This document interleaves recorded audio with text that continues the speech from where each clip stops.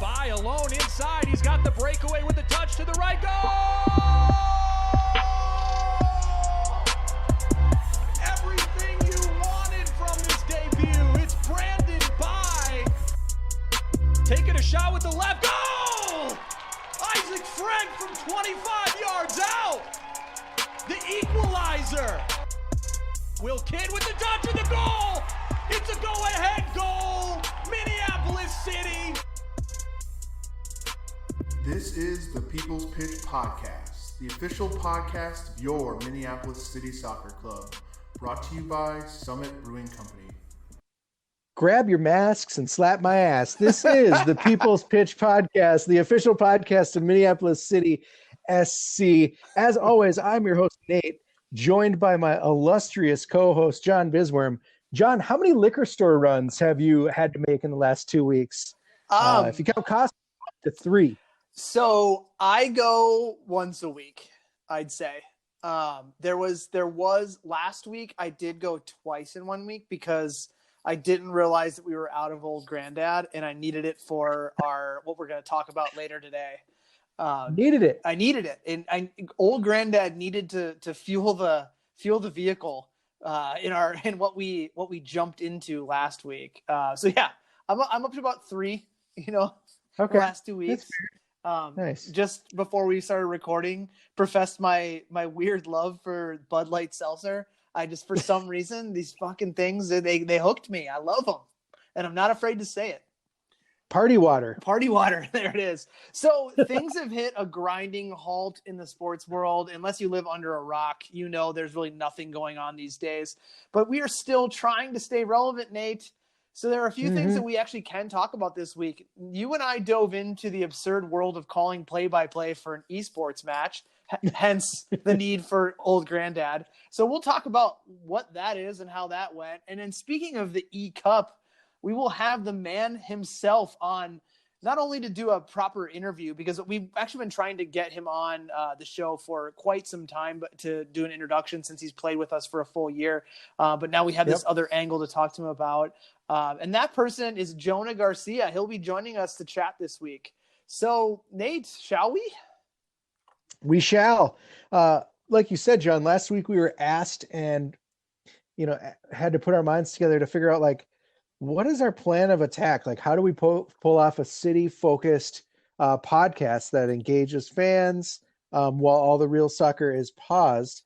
And, we did what we thought was best, and we went over the top with some coverage of the first round match of that lower league eCup challenge. It was, of course, featuring City center back Jonah Garcia in this FIFA tournament. And well, before we dive into the good stuff, for the listeners out there who are not up to speed on really what this lower league eCup might be, can you want to break it down for them? Because it's like this thing kind of just fell into our lap in the moment that we were almost getting desperate for content.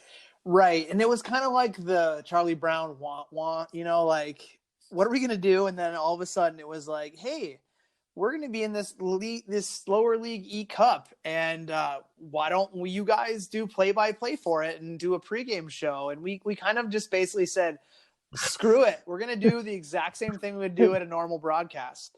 So the lower league eCup is presented by the Protagonist Soccer blog and something called Hotspot Conferencing. I'm guessing that's what they use to broadcast things. It features over 100 American lower league clubs residing in the 3rd division or lower. So that's not necessarily just amateur teams. It has 10 pro teams and 90 amateur sides across an impressive 20 plus leagues in the United States, with players coming from club organizations in the form of players, some staff, the supporters group. Nate Zell, who heads up the Citizens, is playing in the PlayStation bracket. So it's broken up into 3 divisions: the PC bracket, which nobody gives a shit about; the PS4 bracket, which Nate Zell is our member, and then the Xbox One bracket, which is where Jonah resides. All matches will be streamed live on the e-gaming platform Twitch. If you're younger than 22, you probably don't know what you probably know what that is. But for us old folks, Twitch is like where e-gaming happens, and from what Nate and I learned about today on a quick conference call, plenty of other things happen on Twitch. So more to come on that in the Yeah, man, I'm hip to the Twitch. I don't know about you. You're an early adopter of the Twitch. I wouldn't call it. Yeah, I'd call myself an early adopter. So the tournament runs from March 30th through early to mid-May. The tournament makeup is 4 or 5 group stage matches, depending upon how many people are in your group. It's very much like a World Cup type draw where you have your group stage, and then that runs through the end of April with 1 match per week, and then the knockout stages start in early May. And one thing to note is that it's all second division teams across the world that were randomly drawn. Jonah drew Hamburg in the Bundesliga 2. And each player on that team is juiced up to an 85 overall rating. So it really does make it a mano a mano, my FIFA skills versus your FIFA skills matchup. Because there's no Ronaldo who's running by people with his 90 plus pace, or there's no Manuel Neuer in net that's going to be making just ungodly saves. So that's it. That's it. It puts a different spin on FIFA. Like if you're used to playing, like in general, just if you're used to playing, you're used to having certain guys that are faster. You know who your burners are. You know who to put the ball over the top to. It definitely would be difficult if everyone was on the same page. And Jonah, I think, did an admirable job. But I'll tell you what, John, I never thought that it would be something that I got the chance to do, this esports commentary. I mean, you could always dream, but to actually get the chance, no way, not in 1,000 years. So here we are. Probably the world's newest and hottest esports commentators. Oh, for sure. Just figured out on the fly. Yeah, I mean, I had no idea what the hell I was doing, but from what we've heard, it's been great. So we put together what I feel, and people have told us, a fantastic pregame show. We had some stats on Jonah, some keys to victory. You'll have to go to our Twitch channel to rewatch later if you have not yet. But basically, we did our full pregame experience for this. And shout out to our AV guru, Tyler, who manages our actual game day experience, but also our e-game day experience. Who, without him, I mean, we would have been fucked, right? Like there would have been no way. No way we would have been able to pull this off. Even you and I on a phone, trying to patch in some things through a microphone or. So Nate, what were your takeaways from this? Maybe start with the negatives. Oh yeah. So I mean, first and foremost, it's super hard to call FIFA as if it were a game. I mean, you and I have you have more experience than me, but we've got experience up in the booth during Minneapolis City games, in the My Kuju stream, right? Where we've been able to call city games and who the players are. You can kind of call it, as the action happens, play by play, but FIFA is so much more fast paced when it's on the Xbox or the PlayStation. In a nanosecond, the ball can change, and you're like, this guy's dribbling. Oh, not dribbling anymore. Oh, he took a shot. It's gonna go. Oh no, it's blocked. Exactly. Yeah. Like by the great defensive play by never mind. He gave the ball right. Yep. So that was one thing, and that was a problem because my number 2 is that tech is really hard to get it all right. I think we were on a delayed stream, and I think you and I weren't sure exactly which stream to watch and comment on. So at first I was correct and you were wrong, and then I joined I was watching the stream you were watching, and we were both wrong, and so we were a little behind the action, but I'd still say entertaining all in all. Yeah, and I think we've kind of come up with some solutions around that for next time. So we got it fixed. Yeah. My third one is people seem to take this way more seriously than we expected. As in all things City, we thought we could just show up and bullshit our way through it, and people would love it for the plucky, upstarts we are. But a couple people got a little upset that we were, shitting in their shoes. Right? Yeah, we were shitting where they eat, pretty much. I mean, but you know what? The other thing is, like, improv is hard, right? So luckily the games aren't that long, but eventually you're just like, I don't know what to talk about. So improv is hard, and I'd say finally, like, it ended too soon. Yeah, those would be my negatives. I think that the one thing I want to touch on is the people take it way too seriously than we expected. I think that goes on both sides of the coin. I think there's the people who actually like made it like appointment TV, and they like put it up on their big screen, and they were like watching it at like live with us, and like we're excited about it. And then there was like the fucking boners who are like, oh, you're making a mockery of this, of our passion. This fine Yeah, you know what, assholes? We were making fun of it because that's what we do. And if you don't like it, then tune off. Like we're not like talking down to. We weren't like saying anything negative about Jonah's opponent. Like we weren't doing anything like that. Outside of you swearing once, we were relatively clean. Yeah. And I'll say that like you and I know FIFA pretty well. As far as the ins and outs of gameplay. So it's not like we were like, who plays video games? Bunch of nerds. Yeah. There's a seriousness to this esports industry that I think some people have taken a little too far. Yes. So what about the positives? Oh, so many. First, it's super fun. Even if you're not a gamer, you're going to be able to tune in and at least be marginally entertained by our ridiculousness. I think the other positive is we like you mentioned, we have this figured out. I think we got this locked in for Friday. It's going to be a really good production, and we got some graphics. We're just upping the production value every week. Yeah. The third is I think we got total editorial freedom, unshackled by the happenings within the game. We can talk about whatever we want, and people have to listen because you're stuck with us. FIFA Federation of the governing body of esports is not going to come down on us, is what you're saying. Exactly. And if they are, do you think I give two shits? No. Go ahead. Pull my esports commentary license. Yeah, don't let me in the blackball me from esports. The fourth thing that I think is super positive is that it is like super good, clean fun to just log on and just shoot the shit over someone pounding someone else into the ground in FIFA. But nothing's sacred, right? So it doesn't as seriously as some of these guys take it, like as seriously good as Jonah is, or some of these other players. In the end, you're still playing a video game, and so you got to treat it with that kind of. It's a game, people. That kind of gravity. Yep. And then finally, I think people seem to be really into this, John.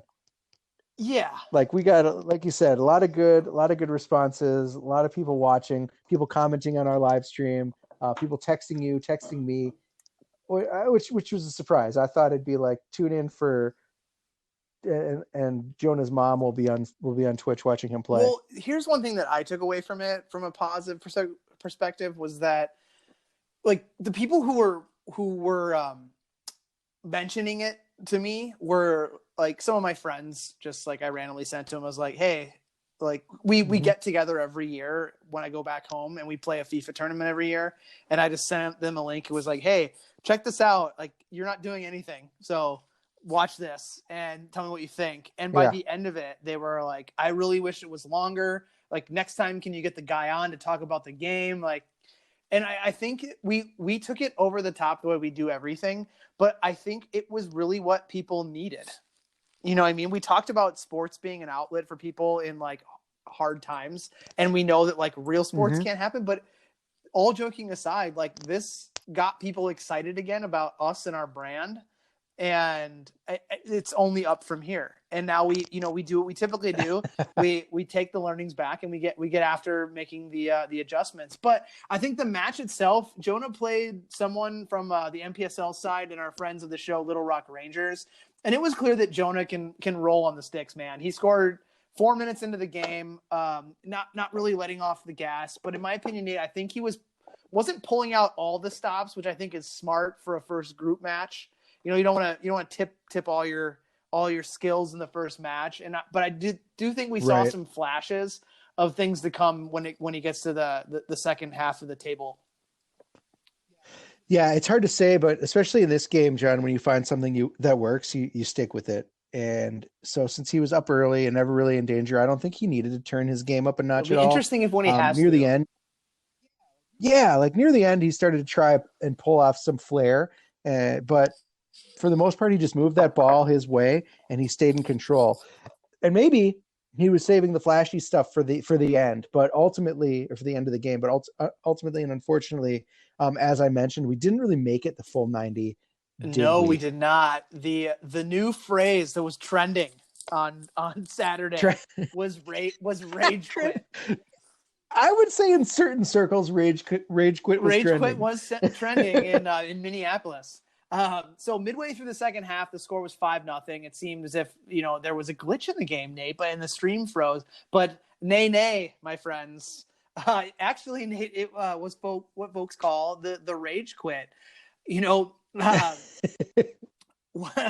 What that is for the layperson, a rage quit is when someone playing a video game who's clearly being owned just gets pissed off and they shut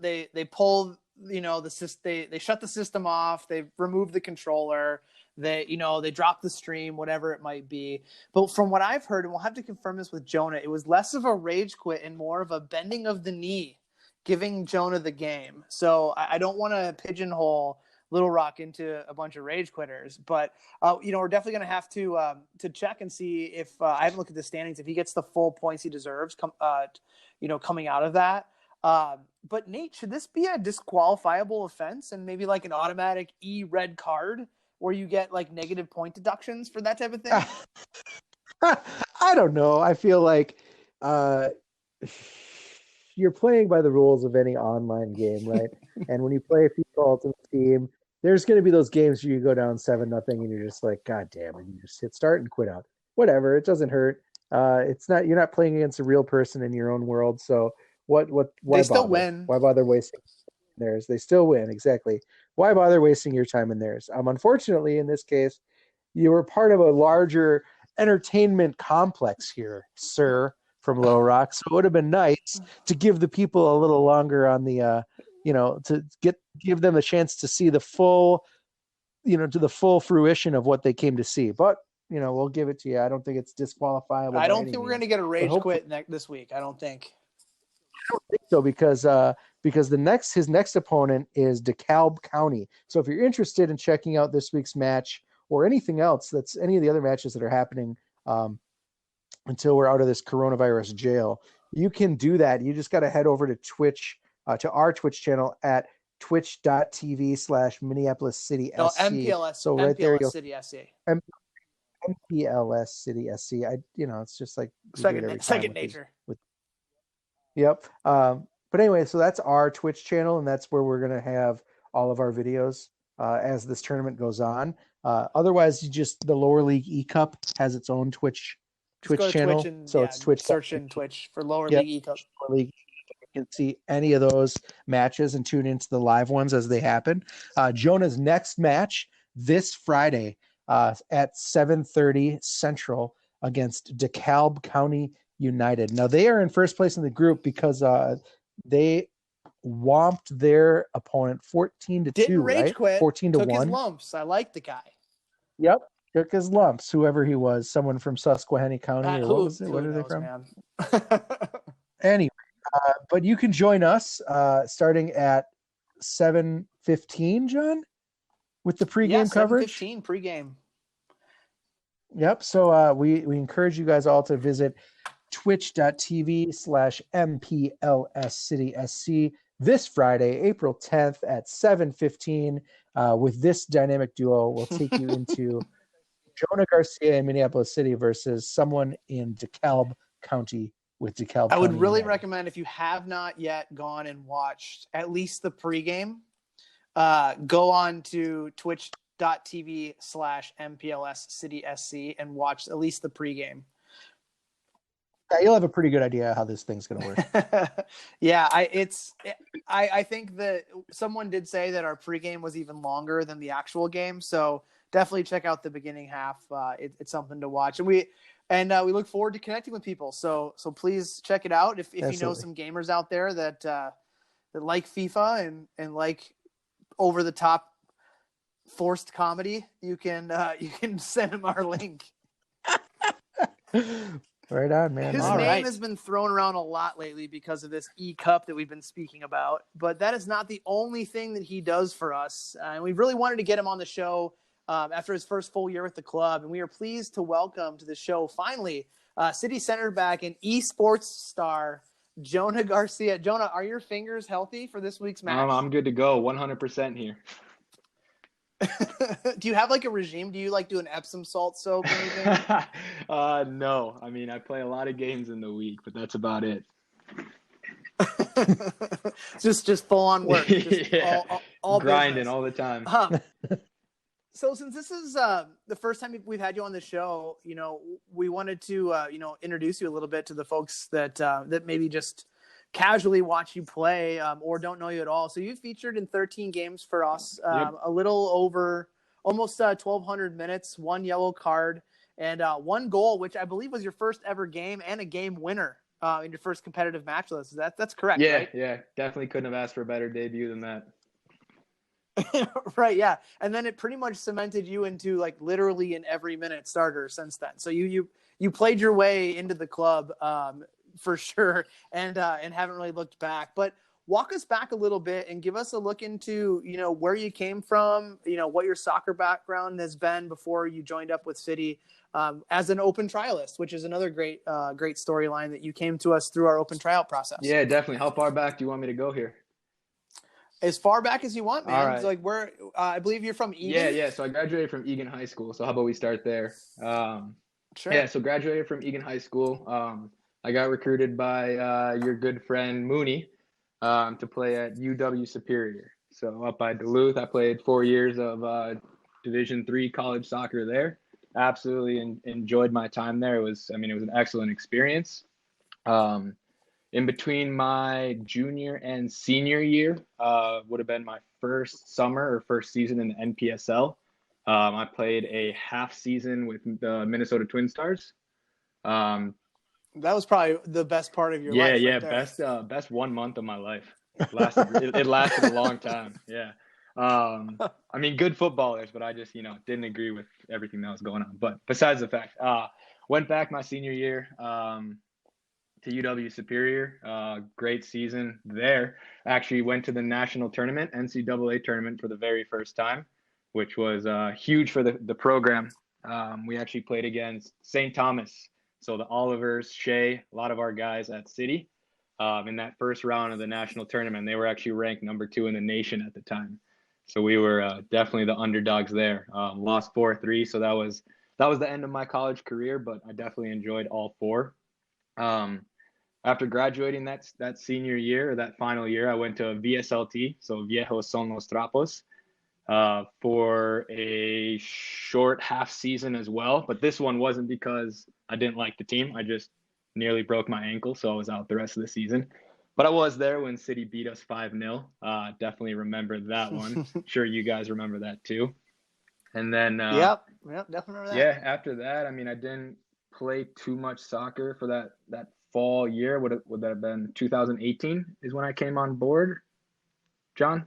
Mm-hmm. Yeah. So yep. The winter of 18 into 19. Yeah, winter of 18. So I think I just reached out and emailed you because I remember you originally talked to a good friend of mine, Zoo here, also on the team, and you kind of just reached out and were looking for players from VSLT, knowing that we didn't have a team that coming season.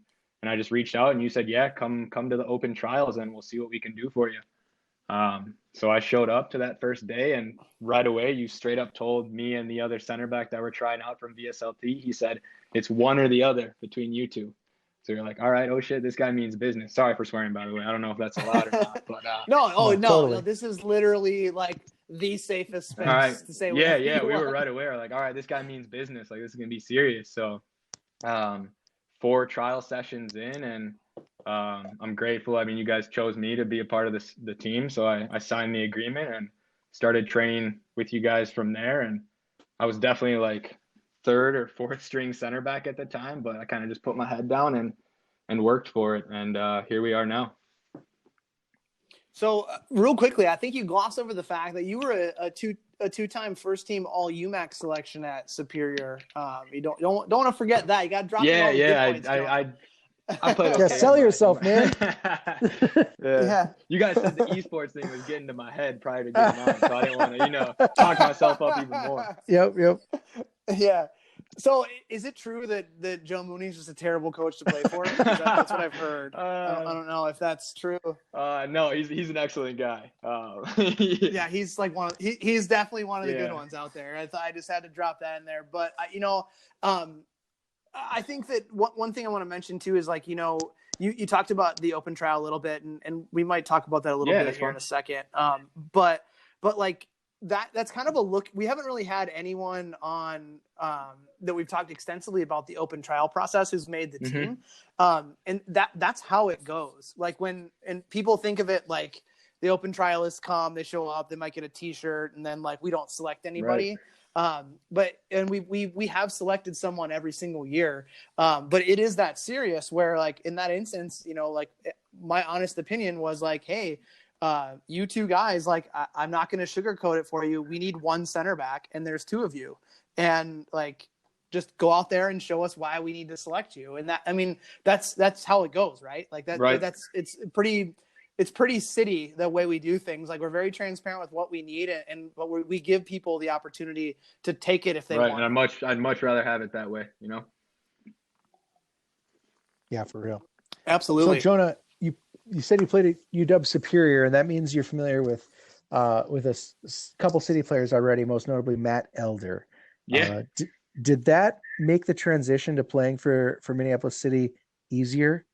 And was your familiarity with our number one keeper a big part of yours and Minneapolis City's defensive success this last year? Yeah, definitely. I mean, me and Matt Elder already had a great relationship. He was my captain when I was a freshman, so he was a senior at the time. And I mean, honestly, he was one of the guys that, as I was coming in, like really helped me out. As just a freshman coming in, just like not knowing what's up with a college program. And it definitely helped coming into City, having already known him, and then right away in the first game, playing with him. Honestly, didn't think like we'd ever like play together again. But there I was as a number 4/5, whatever you want to call it, playing next to the starting goalkeeper, Matt Elder, and we right away had that connection that we were just able to play together right away. Nice. Was Superior the only school that was interested in you, or was it one of those things where you toured and you were like, this is the place for me? Yeah. So honestly, like out of high school, the only offers I had was UW Superior, which is a Division III, and then I had a random Division II in Iowa. Honestly, I don't even remember the name because I didn't consider it. Yeah. But to be honest, like during my 4 years of college soccer, like I like really improved. Coming out of senior year, I definitely was overweight for a soccer player. So like I wasn't getting looks from any big clubs. Like I was playing for like a mid-table premier club team in high school called Dakota Rev, now called Salvo, since they merged. They merged. Yeah. So I had that big merge. So I wasn't like anything special. Like I was technical on the ball. I understood the game, but I just wasn't in like good fitness, good shape to be a good footballer. And coming in my freshman year, I mean, like I mentioned, Matt Elder, like he was one of the dudes that really pushed me to really get in the weight room, start working out and take it serious, because he thought, I could really do something with my 4 years. So help from him and a couple of the other captains or the assistant coach. I really started to improve once I saw my fitness at a higher level, and then I just took it from there. Nice. So it's no secret that you play a lot of soccer, and you play within with being a member of City. You also play for a lot of different teams, and you've played for a lot of different teams, different styles of teams in the past. How is City different than those, and what does it provide you with that's different from the others? Good question. Definitely. Yes. That's a tough one, but like a good one, Definitely with City. I've never played with this many high quality footballers before. Players from just all over. A lot of ex-Division I players, collegiate Division I, some of the top Division III players in the nation. So obviously the quality is there. We all know that. But like, honestly, what sets City apart from someone like VSLT, and honestly, I have like the highest respect for VSLT and what we were doing that year, 2018, because honestly, those are some quality footballers there, but it's like a different type of quality. Yeah, that was a good year. So like those are all kids for or VSLT guys that never went to really play college soccer. Like it was honestly just a bunch of Hispanic players that honestly just play in the Hispanic communities. So like the raw talent is there. Mm-hmm. But when we went out onto the field, like we were just kind of like free roaming, like we understood the game. It worked, it clicked, right? But with City, like it's just like the understanding is there, but there's also the structure, which was the different thing like that I hadn't seen with any other team I'd been a part of, club wise. Mm-hmm. It's just the structure that Minneapolis City has, and like how they recruit, how they bring in players, how organized it is, how much we get to train. Like it sets it apart from honestly the rest of the clubs that I've been a part of. So it's you've really only been a Crow for this 1 year. Yeah, it's been 1 year now. Brief stint. But in this year, what is your best memory of your time so far with the club? And, this is the circle of trust, so you can peel back the layers if you need to. It doesn't have to be, an on the field memory. It can be something that happens off the field or at training or whatever. It's not like there's no secrets to keep. Nobody's listening and trying to steal our secret sauce here. Right. No, it's definitely, I knew right away when you asked me it was going to play Detroit City for that final game, or what was it, a quarterfinal game, I believe it was. It was the regional semifinals at Detroit City. Playing in front of however many it was, 4,000, 4,500. I've never played in an atmosphere like that, and it was just, it was crazy. Is that the most people you've ever played in front of? First and foremost, probably, obviously. Yeah, by far.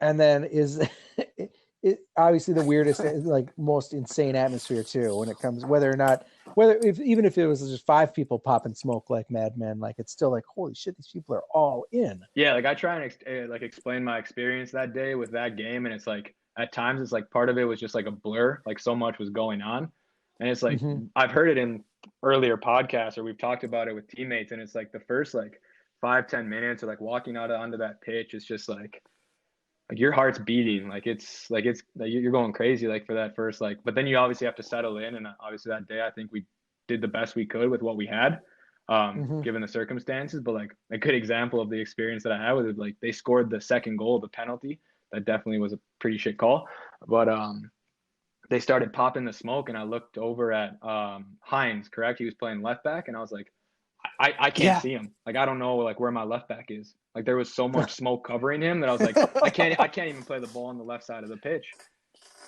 So Hodeman likes to tell a story when he was walking out. I don't remember if he was in some sort of cup game out in Sussex when he was playing, but he was walking out on the field, and he said it was crazy. The crowd was going nuts, and it was the biggest stadium he's ever played in. And I think whoever it was next to him leaned over and he said, "Yeah, mate, well, come talk to me when you've walked out at Anfield." This is your moment, right? So anytime anyone gets intimidated by any sort of atmosphere you end up in, right, as a veteran of the club, you could always lean over and be like, "Dude, you got to play at Hamtramck. You think this is nuts? That's nuts." Right. Yeah.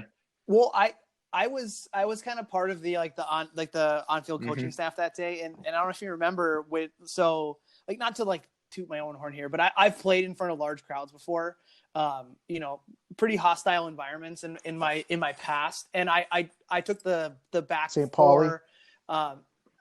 St. Pauli, where they threw bags of piss at me while I was warming up.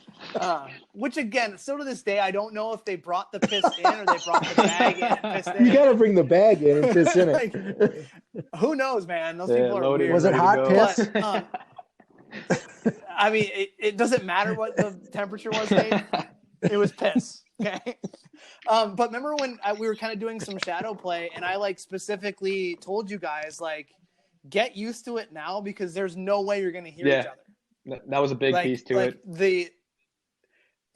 There's and you being a center back and really being in charge of organization to a higher degree than most, you need to be able to understand early going into an environment like that, dude, you can't hear them and they can't hear you. So you have to trust each other. And honestly, that just raises my respect even more for the top level players in the world. In the highest divisions, they're playing in front of 50, 60, 70,000 fans, and they're not working with verbal communication. They just know where to be. They know when to get up as a unit. And it's we had never worked like that before. Like obviously communication comes from a center Mhm. back, but like in that environment, like no matter how like loud I yell, you guys aren't going to hear me. Like we just have to understand Right. it together. Yeah, so Right. it was different, but it was cool. I think the main part about it was I think you didn't add on to the fact that just getting there, you drove like overnight with an assistant coach and Matt Murakami at like you were the last two guys to leave. Yeah, right? But yeah. I definitely put my headphones in for that entire ride. I was not going to listen to assistant coach Jeremy Handler's weird music for the 6-7 hour drive. So I went as many seats back as I could. So if Jeremy Handler's listening, yeah, you need his taste in music is unique. All right, Jonah. Well, let's stop talking about real life soccer and start talking about what the people really care about now, which is eSports, baby. There we go. We did a feature on your FIFA background leading up to your first match in the eCup. I think we talked about it on the podcast a couple weeks ago too, leading up to it. But as a refresher, I want to go through some things that we mentioned and get your take on it. So first of all, you have purchased and played FIFA all the way back since 2010. Yep, that was my first. Well, my first FIFA was actually FIFA 2007. That was on like the PlayStation 1 though. But like when I started to like actually play was 2010. All right, and your favorite edition is FIFA 13. Why 13? That was when you could use really low rated teams. I don't know if you guys talked about, but like I'm pretty like much strictly a ultimate team player. So that's where you kind of just Oh, we'll get all into right, cool. that. So yeah. We'll get into that. Back when like in 2012, 2013, those FIFAs like you could use like silver teams, so it's a rating of a card. So like you didn't have to put any money into the game. You didn't have to like really grind or like play that much to just kind of casually enjoy it. Whereas nowadays it's like it's super competitive on these FIFAs. So it was more just like a casual, have fun with it type of game back then.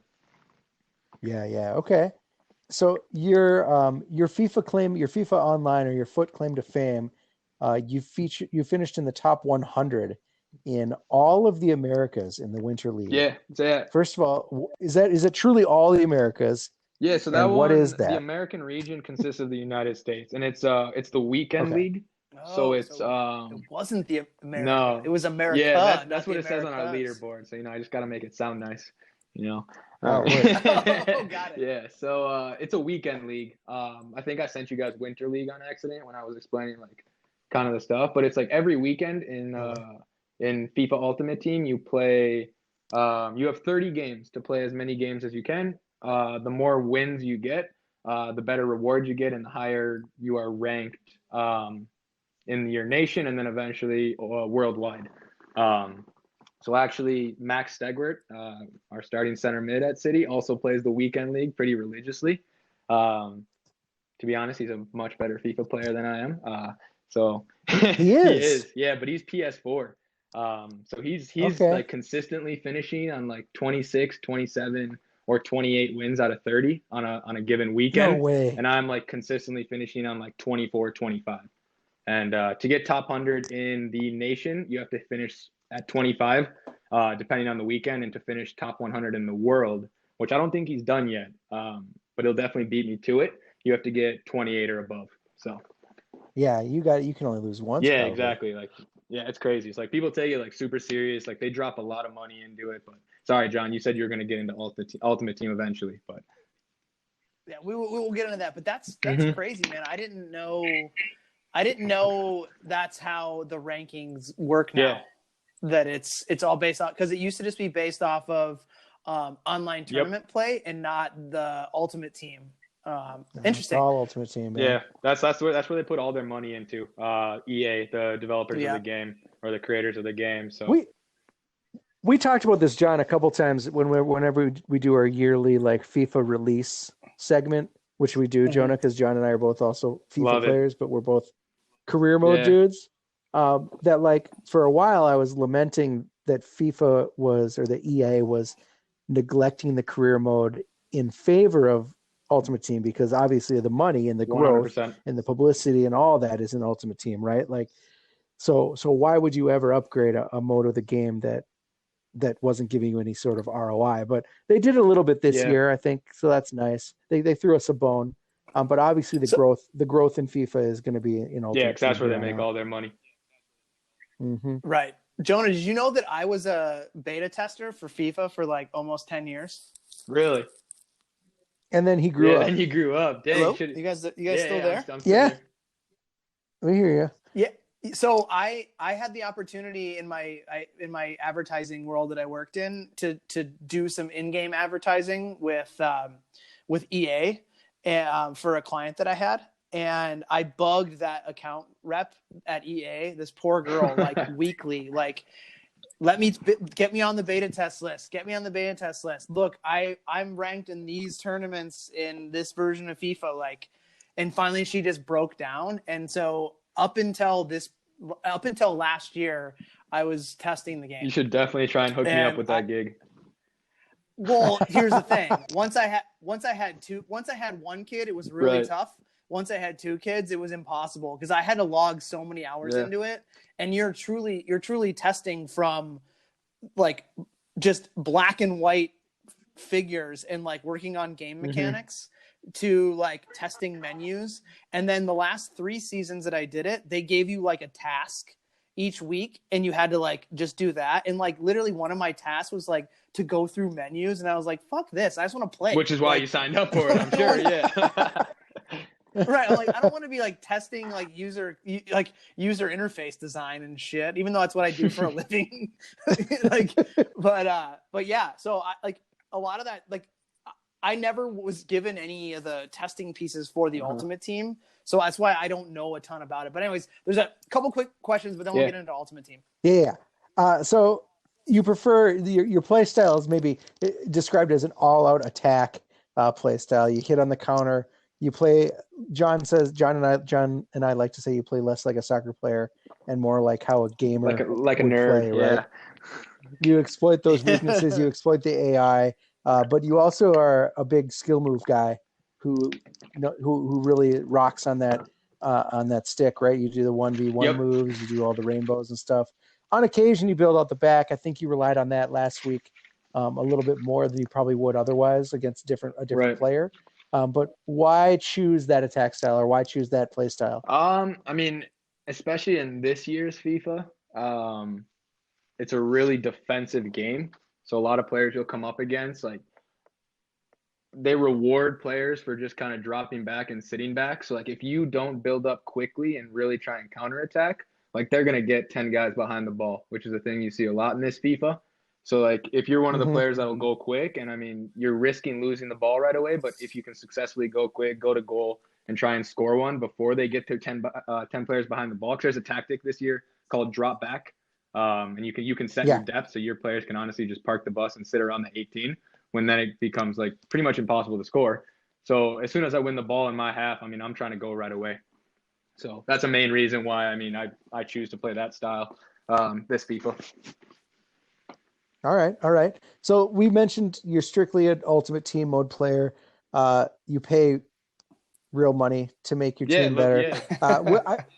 You and I talked about this a little bit beforehand, but one of the things I want to do in one of our pregame segments for the competition, the lower league eCup, is get a tour of your Ultimate Team. So don't give any spoilers now, but give us give some of the uninitiated an overview of what FIFA Ultimate Team is all about, how it works, and how you end up with some of the 88 to 95 ranked players. Yeah, definitely. So when you first log on to FIFA for your first time, FIFA 20 this year, you log into Ultimate Team, and it just gives you your club. So you get to name your club, you get to pick the kits.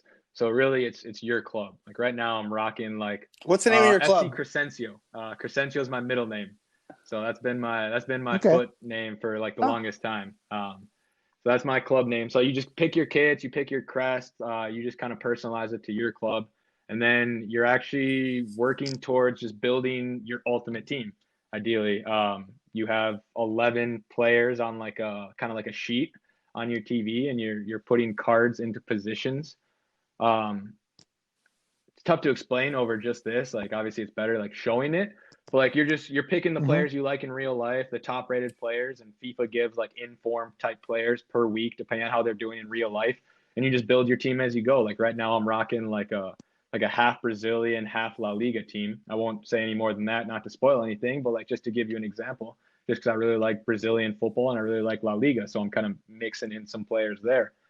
So when you first log on, you're stuck with just a bunch of really crappy bronze players. So you have two options. Either you can start from the bottom and just play a lot of hours and actually earn the coins like you used to, or like I do, I drop $200 at the very beginning of the game, open up some packs, hope for some luck, make some coins, and then you kind of can build a pretty good team to start.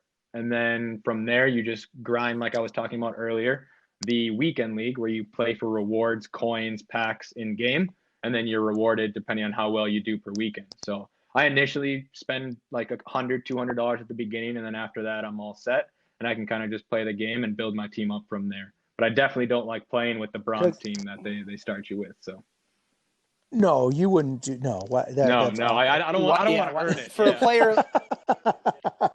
But one of the player things like that, you don't want to have to yeah, go yeah, from bronze exactly. up. Like, one of the things you do get though is like, or that to let people know is like, you're earning gold coin, you're earning gold or whatever, you're earning coins as you win, as Correct. you play, right? Plus, there's also like daily and weekly challenges that are sometimes as simple as, score 3 goals using Brazilian players and you get a free So pack, there's or things objectives like and that, stuff right? that you can kind of work towards and do throughout the game. So there's some grinding involved and whatnot, but a lot of it's head to head, and it's just beat dudes, win gold, buy more packs. Beat dudes, win gold, buy more packs.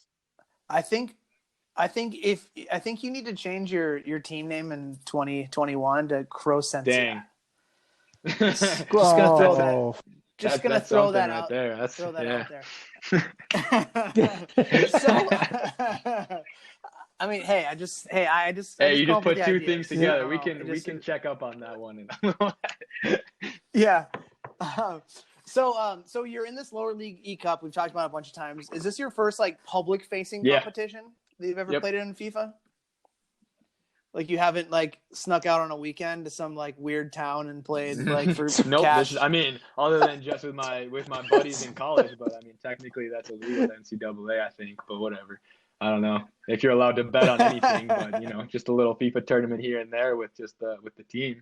But I like the visual of Jonah like rolling into somewhere like Atlantic City. Not even that. Like somewhere like Forest Lake or something, real secretly into some dive bar and just like playing FIFA until 4 a.m. and just walking out with a fistful of cash. Back pocket. Yeah. Yeah. I'm sure that shit's out there, man. Yep. So how did the whole thing kind of come about? I mean, I know how it came about, but tell the listeners like how it all came to light, and then what was the lead up for you into the first game? The lower league eCup, you mean, John? Yeah. So honestly, I think I just got tagged on Twitter. I think it was one of the Oliver twins that just like tagged me on Twitter and said Jonah would be. It's always an Jonah Oliver. would be a good participant, or he would represent the club well in FIFA, because we played FIFA a lot together in FIFA 19. And they're like, yeah, Jonah would be pretty good for the tournament, and they just tagged me. And then I think the Citizens Twitter account messaged me and they're like, hey, do you actually want to do this? And I'm like, yeah, sure, why not? Like I'm always down to play some FIFA. And then took it from there. And then they added me to the lower league eCup. They sent me a message, the lower league eCup Twitter. And they're like, all right, we're just putting things together here. We'll message you once we have it all sorted, because they have an Xbox and a PS4 participant for Minneapolis City. And then they messaged me my group, and I was in, just like that. Nice. So it was pretty seamless. Yeah. I mean, I wasn't like out there like searching for it. I hadn't even heard of it until the Oliver I don't even remember which one it was. It was one of them, one and the same. They tagged me on Twitter. I was like, all right, cool. Let's play some FIFA. So were there any nerves knowing that in true City fashion, we took things way over the top? There weren't any nerves until you guys started adding to it. Then there was a little bit. Oh, I mean, hey, it's okay to have nerves, man. It's like I get nerves like driving to a men's league soccer game still to this day. But it's like as soon as the whistle blows, like it all I never goes played away. FIFA like that, where I was like, all right, like some people are actually going to be watching, and I'm actually trying to like represent the club well. Like I definitely didn't want to go out and just get blasted 6-7-0. Like I did to the other guy. But So definitely Yeah. there was a little bit of thought in the back of my mind. I was like, oh crap, like what if this kid is way better than me and I just get killed? But then like I just kind of knew within the first minute of playing whoever it was I was playing, Little Rock, that it was going to be a dub for me. Well, you could Yeah, kind so- of tell that. What was that? Exactly. You can could kinda kind of tell. that. Yeah. When we were commenting and in the lead up in this show here, this episode, we had kind of talked like, well, it felt like Jonah never really needed to turn it up a notch, right? Like you were content despite the gameplay that you said you espoused when it comes to like the all out attack, hit on the counter. It felt like you built out, you played a lot of possession against him. Yeah. You built out of the back. You were able to find your man in space and, make a couple through balls. You didn't need to get too flashy and you were scoring goals. Are you saving the best for the better it was definitely competition? like pretty casual, but at the same time, like, cause I went in and set my custom tactics. So just kind of the lineup I wanted, I went and looked at the players. Cause like a super important thing is like their Yep. skill moves and weak foot. So I was setting out setting out the players that were like best Mhm. for like the way I played. And like, as I was looking through, like, unfortunately, like there weren't anybody above 3-star skill moves. And for those that don't know, it's a max of 5 stars. So it's 1 through 5 star. And obviously the more stars you have, the more skills you can do in the game.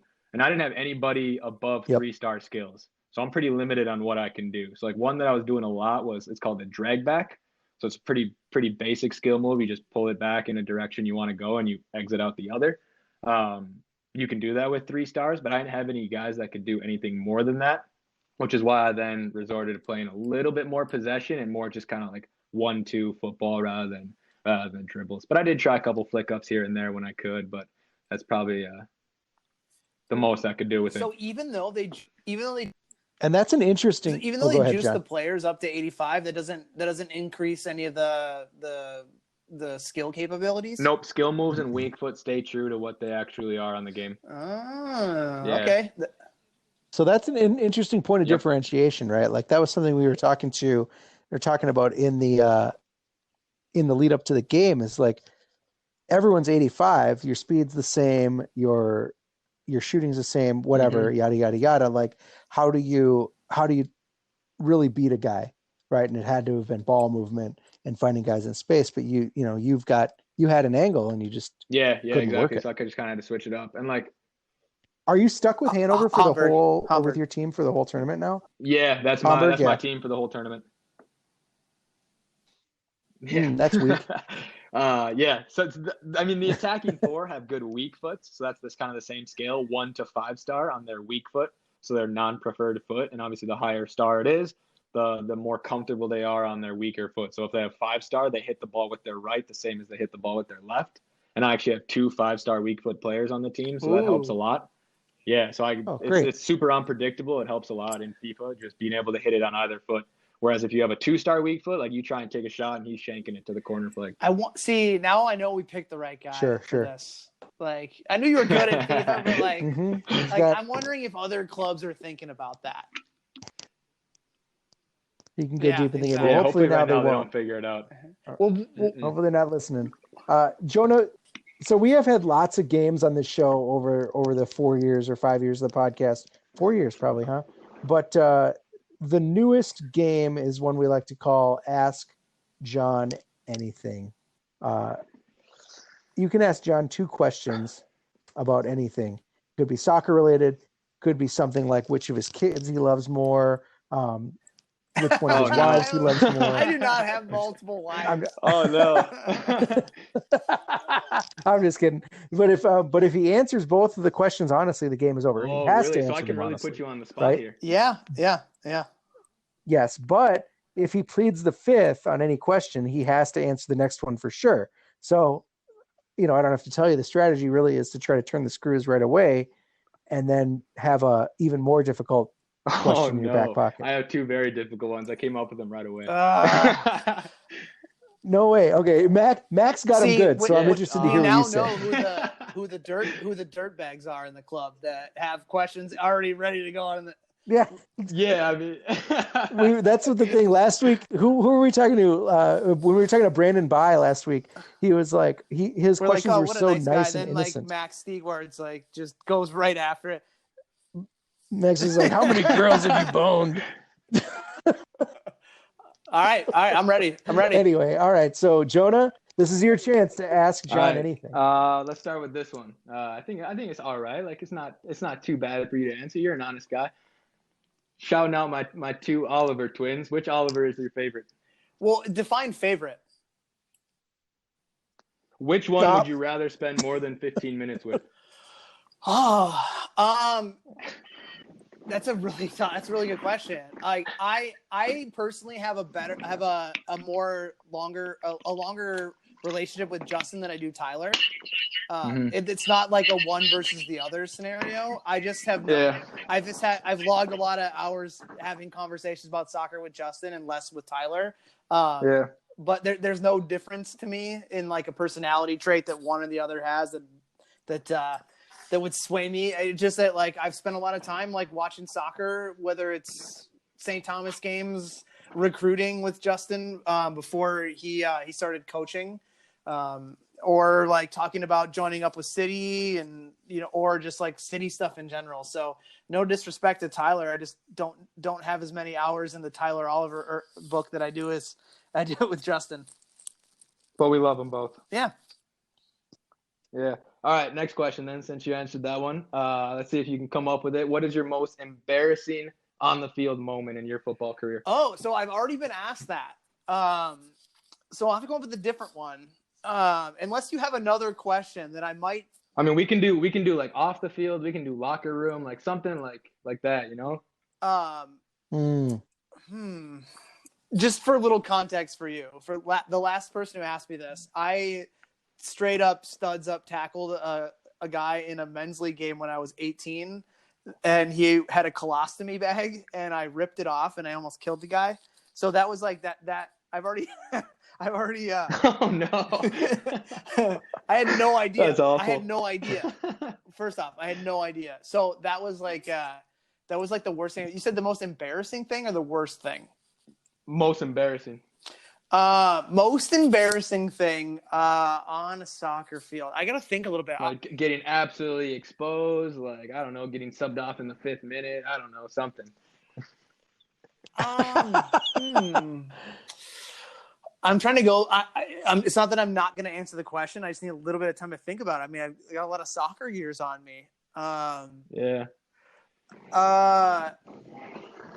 Okay. Yes. So, senior year in high school. So the high school I went to in Wisconsin, I went there for 2 years. I transferred from a school in Ohio when my dad retired from the military. We moved back home to Wisconsin. And so my cousin is the head coach of the private school that I went to. And I mean, was there any doubt that I wasn't going to go play for my cousin kind of thing?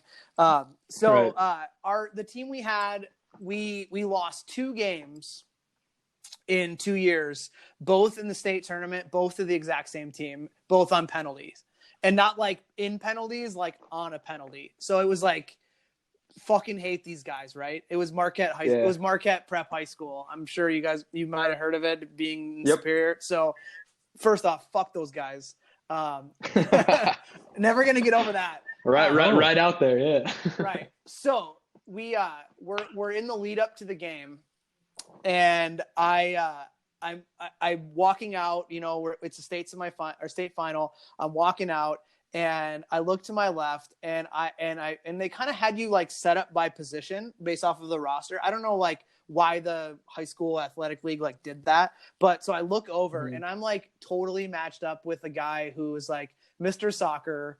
And I think he went to Harvard. You either went to Harvard or Yale, and it was like 4-year all Patriot League. Like the guy was so fucking good at soccer and like super smart. So I'm like, this is gonna be a great day, like. So I'm like, all right, fuck it. Like let's strap in. So in true fashion, like I wanted to like let him know I was there right away, So first tackle, first challenge. First challenge comes in. And he just totally pantses me, like letting the ball roll through his legs. I rip through him like he doesn't exist and like vaporize this guy. And the referee like runs straight up to me and like knows that it's like a big atmosphere. like the high school state championship in Wisconsin, like it's not as big as the one in Ohio that I played in, but it's probably like 3,000, 4,000 people. And he's like, that is absolutely it. Like you are in the book or out of here if you even like breathe on a guy wrong. And I'm like, well, shit. So fast forward. What is this, first minute? I mean, I'm talking, yeah, it was early. Like maybe first 5. So here's where the embarrassing moment comes. So they had obviously student sections planned out, and the student sections were divided at midfield. So they had like the parents and whatnot on the other side of the field, and then on the which was the dumbest fucking idea ever, have the student sections behind the benches. Like, what were you thinking? So at the midfield stripe, there was a corner flag, which I don't think they do anymore. I don't know why they ever did that. So it's a corner flag. So it was a battle. We were going back and forth, me and this guy, the whole game. And like a ball came, like a 5-yard pass came towards the touchline at the midfield stripe on the sideline. And I was like, you know what? I probably could get away with another foul. And I go in, like just not studs up, but you know what I mean? Like you go in extra hard by a sideline because there's nowhere for them to go, right? So I go in as hard as I can, and he lifts the ball over me, and I'd already left my feet, and I hit square in the dick the corner flag, like, and it was right in front of all the students, right? And then everyone's just like giving me the shit, and it hurt. So I was like, I don't know how I'm going to recover from this. So I get up and I try to like go down the field, and then I just had to like sit down for a little bit. Like I just the pain, man. I couldn't go on, but like just knowing that, like, I mean, I'm sure there's other embarrassing things that happened to me, but that one stuck out where it's just like, I just totally got nutted by an unnecessary corner flag in front of the wrong people at one game because I tried to crush this guy. And if I would have got him, I probably would have gotten sent off. So maybe it was like serendipitous. Like I can still play the game, but I'm gonna feel it a little bit by running into this corner flag. It was one or the other. Yeah, one or the other. So there you go. That's that works for me. Yeah. Embarrassing. All right, Jonah. Well, thank you so much for joining us. Of course, we're all looking forward to your next match on Friday, and we're really counting on you as the only thing we've got going on right now. So we were holding out hope that you go deep in this tournament. For sure, you've got three more group games to go, right? And then it's onto the the single elimination portion of the tournament. But from what we see, it seems like you could go. Hoping to bring my best for sure. And if not, you're cut. Here we go. Yeah. So once again, Jonah's next match is Friday, April 10th at 7:30 Central. Coverage begins on twitch.tv/MPLS City SC at 7:15 with a pregame show by myself and John. We hope to see everybody there. And Jonah, sounds good. Thanks for having me, guys. Then. All right, awesome. Thanks, Jonah. That is all for this week's show, folks. Thank you to Jonah, and thank you, as always, to our show sponsor, Summit Brewing Company. Your local swig house is closed. That's sad. So what, though? You're still able to get over to your local liquor store. Nate and I do it about 3 times in a 2-week span to buy some Summit to help you ride out this weird time. Whether it's a specialty brew like the Maibach or a staple like the award-winning EPA, there are plenty of options for you to grab. Summit, a more meaningful brew since 1986. If giving back to the community means a lot to you, maybe it's time to give to the club that gives back. Minneapolis City is a 501c3 that provides a safe and reliable and fun environment for young people to play the beautiful game. As soon as we can, look for us in the off-season or even during the season, whenever we get out of this virus jail, hosting play events and partnerships with local community centers around the city, and consider a tax-deductible donation to a truly city-focused organization. City-focused, that was great. City-focused organization. Can never get through this closed name. Do you have anything you want us to cover in the off-season or in the season? I don't even know what you want to call this time. If anything you want us to cover, any hard-hitting exposés or you've been wanting us to undertake, any guests you want us to have on. We're going to be doing some interesting things that are coming up, so stay tuned for those. But in the meantime, send us mail It's easy to do. Hit us up on Twitter at The People's Pitch or through email at mcscpodcast@gmail.com. If calling in is more your speed and you want to hear you want to leave a voicemail, we have a live voicemail that we can play on the show. Our hotline number is 612-460-5683. That's 612-460-5683. All questions, comments, and concerns are welcome. And finally, you can hit up the club, complain at them at MPLS City SC. And that does it. I am John. That was Jonah. That was Nate. And hang in there, folks. There is always a light at the end of the tunnel. And you got hoofed. In quarantine. Social distance hoofed.